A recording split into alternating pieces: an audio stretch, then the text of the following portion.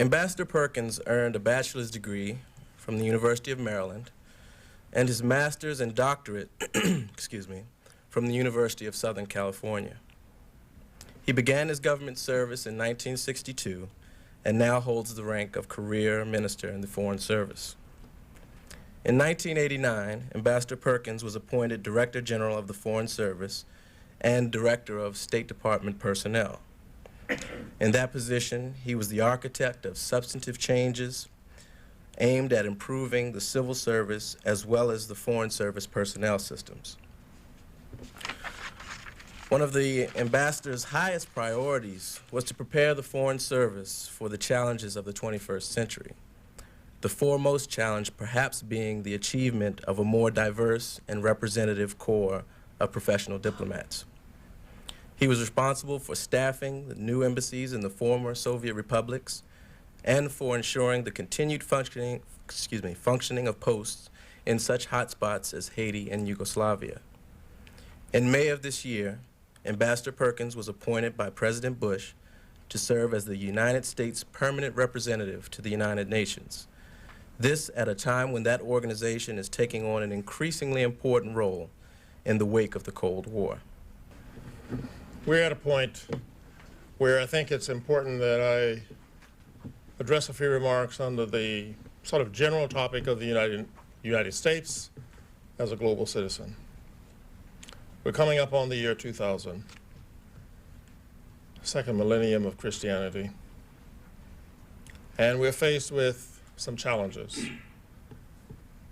There have been I think we had three chances as a nation to do something rather profound in the field of international relations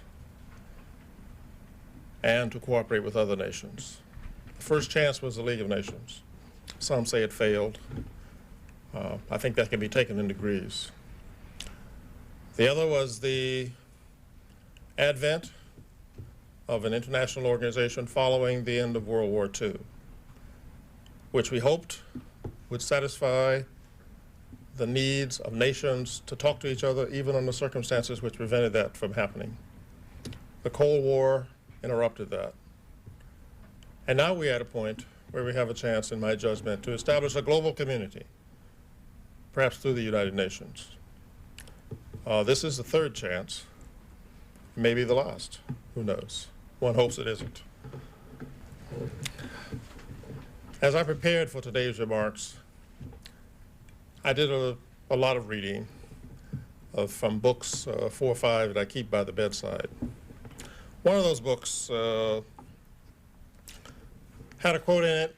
I took a quote from it. It was written many years ago by an Italian patriot near the end of a frustrating career as a champion of Italian unity. He wrote, "There's nothing more difficult to carry out, nor more doubtful of its success, nor more dangerous to handle than to initiate a new order of things." And as all students in this class know, it was Niccolo Machiavelli who, apart from an unhappy relationship with the press, struggled under a number of weighty disadvantages, such as the one most fatal to Italian unity was the fact that although the Renaissance stimulated great individual achievements in the arts, in commerce, it failed to create one transcendent idea capable of unifying that society or society in general. Machiavelli's contribution did not help matters much. His prescriptions for governance, although edifying intellectually, did not inspire the city-states rulers to leadership, nor their citizens to loyalty. After The Prince was published, Rome was sacked, as many of you know. For the next 300 years, Italy remained in a shambles, disorganized, divided. Now, today, I'm struck by this story because it is relevant as we look at the end of the Cold War, the definitive failure of socialism, in some degree at least, the new power of human rights, started under the Carter administration, and the universal surge of democracy, these have indeed created an opportunity to which I alluded as I began, to initiate a new order of things. In other words, we can be Machiavellians again. But this is an unprecedented chance for the United States to solidify its role as a global citizen. Now, this is a marvelous thing within itself, but it is also true, more than true, that living as part of a global community, defining its values, helping change, making sure that defenses are there when nations are challenged, as in Angola, in Cambodia, Yugoslavia, and in other locations like Salvador, and in Mozambique, and Somalia. This is not just a nice thing for the United States to do, or for Americans to do. It's a necessity in today's world. It is, in fact, in my judgment, the only logical basis for conceiving, investing, and organizing our national security, redefining it. And we have more advantages than Machiavelli had. We are united, and we are inspired by, I think, a common vision. It is a vision of a global community, a community defending democratic peace, a community spreading economic and political freedom. It's my personal view that community and bringing it to life will become the principal focus of U.S. foreign policy in the immediate future, in the coming years. Building that and making it work will be our most important task in the coming years. It is also my view that the United Nations and its charter provide the central foundation and framework for that endeavor, that global community. The task will require a lot of leadership. I chose to talk about three kinds: defining the norms and values which distinguish that global community and the principles which protect it, and expanding the circle of countries with a share in this global community and making sure that they accept the value that it will give them. And third, it means coming to the defense of members of that global community when they are threatened from out or attacked. The United Nations gives a lot of leadership. And what kinds are they giving now? Or what kinds can they give with some help from member states? First, I would identify or hit upon the rather cataclysmic events of the last few years, which have brought really profound geopolitical change in a largely peaceful manner. Not always, but sometimes. We can therefore, in my judgment, appreciate the stabilizing role of multilateral principles and multilateral organizations. The United Nations has been an anchor of principle and a voice of reason and moderation thus far. Another growth area is humanitarian security, and that really means the Security Council has established a new principle in international law by its responses to the mistreatment of Iraqi Kurds, response to famine, civil war, and lawlessness in Somalia, for example, and to widespread human rights abuses in Yugoslavia. It has asserted that humanitarian crises can have security consequences sufficient to justify the forceful involvement of the international community. As many of you know, the Security Council deals with security, the General Assembly deals with humanitarian affairs. There's another, the principle of free elections. Article 21 of the Universal Declaration of Human Rights notes, and I quote, "The will of the people shall be the basis of the authority of government." Now, that's more true in the United Nations today than it's ever been before. This long neglected axiom, shunted aside, is today's new orthodoxy. Many nations feel that elections can be the catalyst for bringing citizens together, for giving them a share in the corporation known as the state.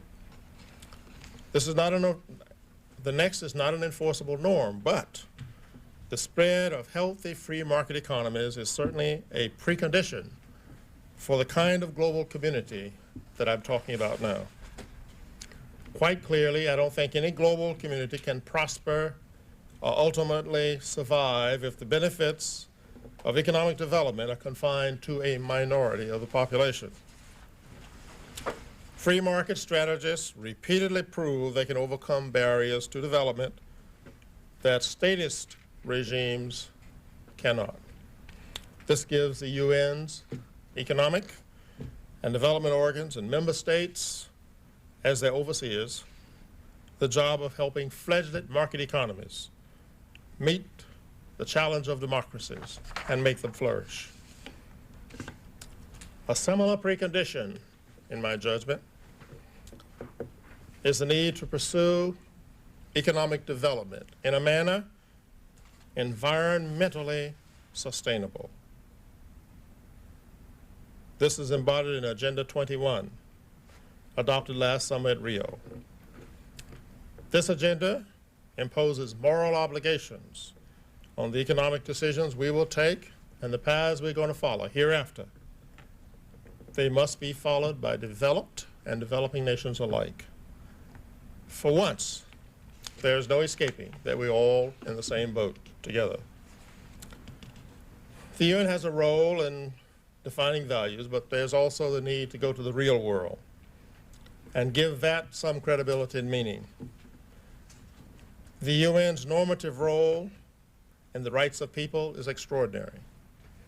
In many parts of the world, the withdrawal of Cold War restraints has ignited the fires of secessionist movements. In other words, all of the preventive measures are now gone. Some of those preventive measures were communist regimes. As these national, ethnic, religious, and other groups promote their territorial or statehood claims, they often exact a terrible price on the rights of individuals in their path. The United Nations Charter, the Universal Declaration of Human Rights, and the Covenant on Civil and Political Rights are very clear about this. They legitimize people's aspirations for freedom, for dignity, and for self-government. They provide ways to express them in elections and referenda. But they do, and this is important, they enjoin groups seeking to redefine their political status, to respect the human rights of others who do not share their views. The current agony of Yugoslavia directly challenges the notion of community at the core of our vision of the United Nations. In the related field of UN support for democracy, the United Nations is helping build a global democratic community by providing aid for the designing and monitoring of elections. It's a growth issue. This is welcome to us. It came about as a resolution in the 46th General Assembly. At the same time, the United Nations must adopt a very clear stance against interference in the electoral process, the democratic electoral process, something that it has done with regard to both Haiti and Myanmar. Another critical sphere is the environment. After the agreement on sustainable environmental goals reached at Rio and embodied in Agenda 21, the task now is to create the Commission on Sustainable Development. In my view, creating that commission will be the most important job of the current General Assembly. The United States will participate both as a participant and as a leader. Much of that leadership will come through the United Nations, the United States mission to the United Nations. The President addressed the General Assembly in September. He noted that we cannot hope to realize aspirations for a global community alongside the pauperization of a large portion of its peoples. Health economies are critical. The private sector has a role to play and government has a role to play. healthy economies depend on that indispensable role. Economic matters over the last few years has moved 180 degrees in the UN, from resistance to accepting the truths. I think a philosophical acceptance, if I may say that, to an effort to give them concrete reality. For example, 2 years ago, the General Assembly adopted a resolution promoting entrepreneurship and all the associated economic, legal, and financial requirements. It followed this up last year with a resolution essentially rewriting the terms of reference on development, pointing the entire UN system toward promotion of private sectors as an important engine for growth. This, indeed, was a seminal turn. A vast number of ripple effects follow. A few weeks ago, for example, the UN Development Program and the International Chamber of Commerce reached an agreement to jointly strengthen the relationship between chambers of commerce and entrepreneurs in developing countries and the emerging economies of the formerly communist states. Building on the momentum, this year the United States will co-sponsor a resolution on privatization. We hope and expect it to be enacted speedily. The best drafted policies in the world depend on effective implementation. The United Nations is facing the challenges of the 21st century with a 1950s management structure. Thoroughgoing reform of the United Nations itself is imperative. The Secretary General, Dr. Boutros Boutros-Ghali, made a seminal and important step in reducing the number of undersecretaries general and other activities in the UN early this year. He's promised another similar dramatic move very shortly, and we welcome that. We look forward to seeing it. We also see an urgent need for reform of the Economic and Social Council, which has never achieved its promise. We would like ECOSOC to oversee the 4 important UN bodies: UNDP, United Nations Development Program; UNICEF, that is the Children's Fund; the UN Fund for Population Assistance; and the World Food Program. The missions of these elements overlap occasionally, and if they are arrayed in such a way that the Secretary General, as the Chief Executive Officer, Chief Operating Officer of the UN structure, is able to see all of the programs arrayed before him with the operating executive directors, he and they can more nearly prioritize issues that need priority attention. As I've talked, I've tried to emphasize how the United States, working with the United Nations community throughout the world, can help make the vision of a global community a reality.